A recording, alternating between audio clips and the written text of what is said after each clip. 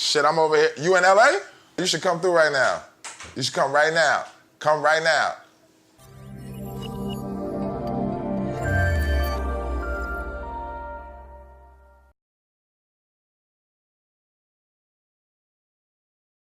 They not racist enough. Because racism is not bad. Because today, Italians are some of the coolest motherfuckers you want to be around. But in order, the mob thing was just in order for them to get they start and they place in society. Like, yeah, I know y'all got y'all shit over here that y'all been doing, cowboys, you know, with niggas and shit, but we ain't having that shit.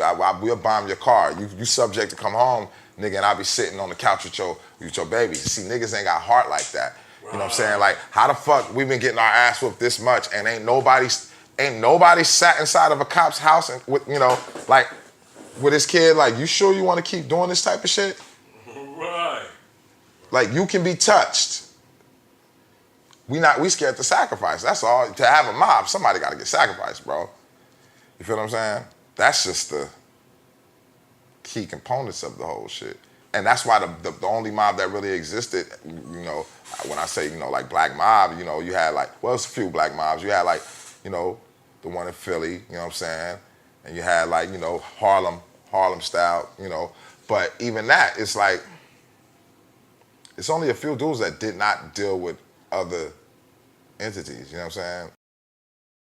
And you got to get into politics too. Yeah. See, and that's why they had to shut down Larry Hoover. They didn't want Larry Hoover having that type of power because he wasn't the dude out here murdering, doing all this shit. You know, to this day, when they have killings, I heard, they still trump charges on him when it's a murder. They trump another charge on. Every time it's a murder under that gang, they make it seem like it's his. You know what I mean?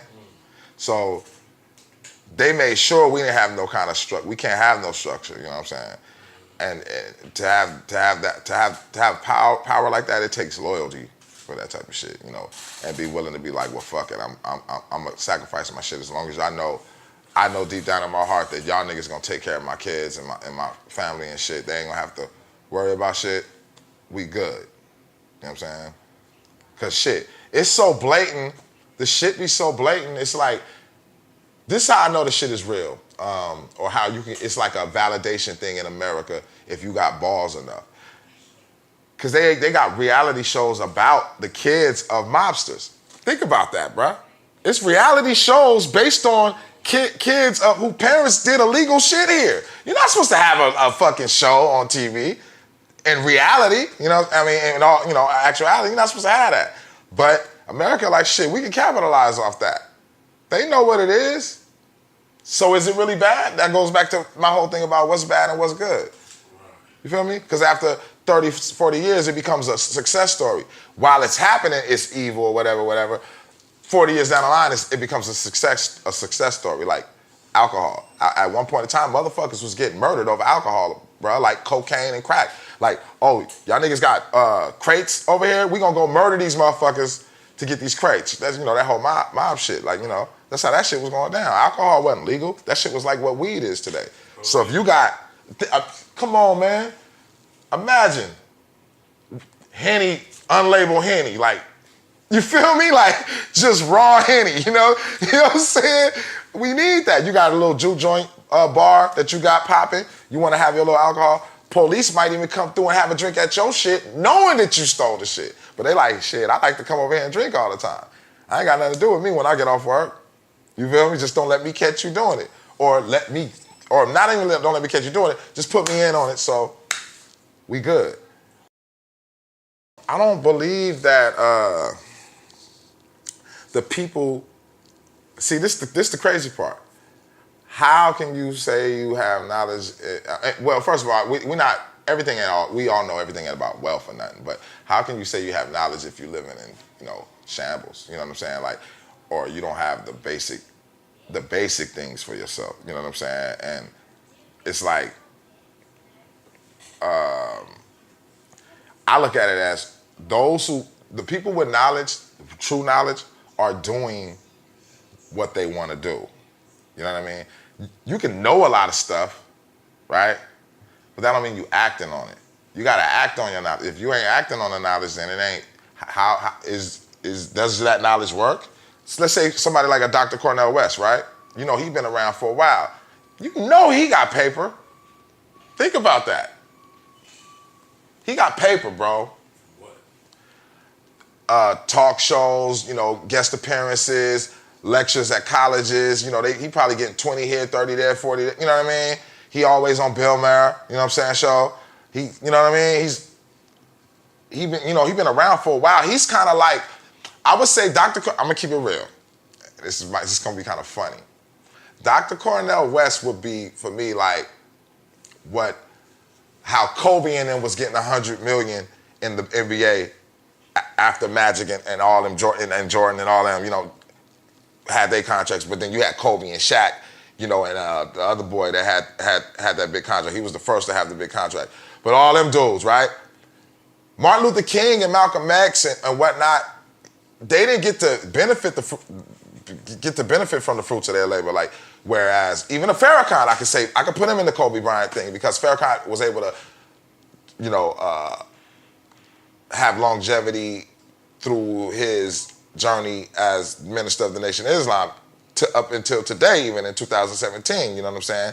He's not no broke person. So that's another thing. I never really looked at it. Just I think how you obtain knowledge is going to be your experience of how you think it should be. Because growing up in the 80s, you don't see it like you see it. You don't see it today like you would see it back then. But like the Nation of Islam in the 80s was way more sharp and, you know, glisten and clean cut. You know, brothers had fly whips. Like you kind of like was like, yo, these dudes, I want to be, if it wasn't a drug deal, I want to be one of these dudes. You know what I'm saying? Like it went hand in hand. Like, you know what I'm saying? The flyness, the cleanliness, because man is going to be a man. If you know, being clean is godliness, you know what I'm saying? And, you know, whether you hustling or you being righteous or whatever, you know, if you're trying to change your life, and that's what I was explaining to a Uber driver not too long ago. I was telling him how what is the perception of good and bad? It's like, yo, if I can't judge people for what they do. I wouldn't judge a drug dealer if I don't know him. It's a difference if I know you and I know you come from a good family that actually has money, right? Then you might be running with the pack, and usually those type of dudes, they don't get too far. But if you're really hustling because you come from something, from not having things, and you're not hustling just because, you know, I'm trying to stunt, like, nah, this is really my situation. If I don't do this, I'm not gonna eat, you know what I'm saying? Or this is all I know, this is what I was introduced as a kid. Like, I got a homie that I grew up with, he probably like 3 years older than me. Dude been driving since elementary school, bro. He been I put this on my life. He been driving since elementary, bro. I seen him probably like a year ago, and I was like, I'm gonna call him D, you know what I'm saying, because his name started with a D. I was like, D, my dude, am I tripping? Or was you driving in elementary? He's like, yeah. He's like, you crazy. He's like, yeah, but I was. I was like, bro, because I used to see, we used to see you all the time. And, you know, we talking about the 80s, so it ain't no Nissan plastic cars. You talking about, like, full muscle Deltas, Lincolns, you know, real grown man steel. You know what I'm saying? I'm like, man, how was you doing all that? He's like, man, my mom was on dope. I had to be the man of the family at that age, you know what I'm saying? He was like, he was hustling. And believe it or not, he not a jailbird type dude. You feel me? He not soft for none of that. He probably done been like for small stuff, but he ain't never like did no real time or been caught up in no real drama or whatever, right? Whereas I know other people that might come from good families, right? They got life right now. Yeah, they was balling in their little stint, but you really didn't have to do that. You had a lot of opportunities. You got life right now, though, because you did your thing. You got caught up the first time. You came back. Now you caught up. You wasn't flexible. See, I come from a household where you would think I would be out there wilding out, but I had enough balance in my life to you know, I wasn't super poor and I wasn't spoiled. I was just right, and it was by my grandmother raising me. I was like able to be out more than the average kid. You know what I'm saying? So my experience in life is even just different than the dude that the perception of him might be like he's the turf dude, but I know him.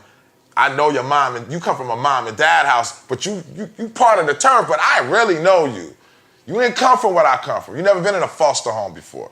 You don't know what that feels like for your real peoples to have to get custody of you so you can be back with your real people. You don't know nothing about that.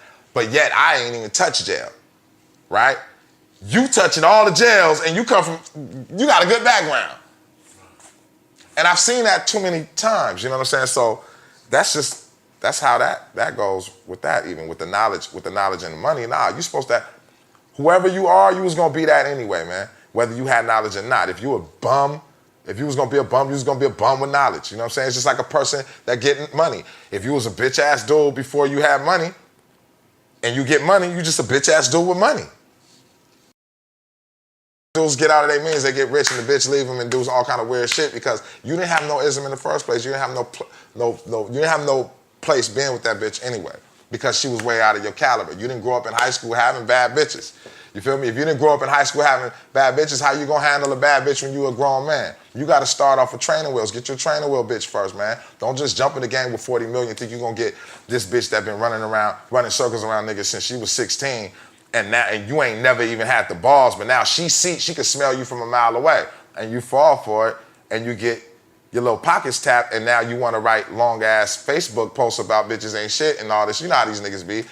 Nigga, you was out of your league. Real niggas ain't gonna never write. A real nigga that knows what he's doing ain't gonna never sob or simp over no bitch like that because we was groomed and groomed. We had women in our lives to tell us shit, uncles, pops. We seen certain shit like, nigga, it's ism. You gotta be born with this ism. You can't be wet behind the ears at fucking 30 or 25 even, or 21, nigga. We wasn't wet behind our ears at 11 and 10. I got my dick sucked at 9 willingly. So it ain't, you know, willingly, nigga, not no weird shit like I wanted that done. So it's like, but that's the realities. I'm not saying that that's even like, that's not for everybody. I had to go that dark and deep in it because I got a son that's 13, right? He ain't did half the shit that I did. His life is different than mine. You know what I'm saying? So, like, he's 13. He looks like how I looked at 10, at 13. I looked like how he looked at 10. I was already tall. I came in fucking high school at 6'1". I was 6 feet in junior high school. I'm hanging on the rim 7th, 8th grade. You know, and I'm younger than everybody. You know what I'm saying? I'm 76, but my birthday in October, so I was almost a year away from everybody all the time. You know what I'm saying? So people would never believe my age. I came into high school, I was probably like, 13 or 12 or some shit, you know what I'm saying? You know what I mean? So it's like, that was like 12. I was supposed to graduate when I was 16, but I graduated when I was 17 because I got kicked out of school in the 10th grade. You know what I mean? But yeah, my grandmother's still alive right now. She'll tell you how my grandmother will tell you how my door has been revolving since I was a kid, man. It shit is in me. You feel me? It's some shit. Everything ain't for everybody. So having knowledge ain't got nothing to do with how a person is gonna live his life. You know what I mean? Like, basically knowledge is kind of like an each one teach one thing. It's what you do with it. A person can have knowledge and not be doing shit with it. You gotta gain the knowledge from that person so you can activate it for yourself. You know what I'm saying? Because they might just be a medium for you to get the knowledge. You know what I'm saying? That's why I always talk to, the winos and the people, the have-nots on the streets, because they know something that you don't know because they're living in an experience that you don't know of. They seen something you ain't seen before, especially a person that's outside all day. You feel me? It's ism in there, you know what I mean? But it's a different type of ism, you know what I mean?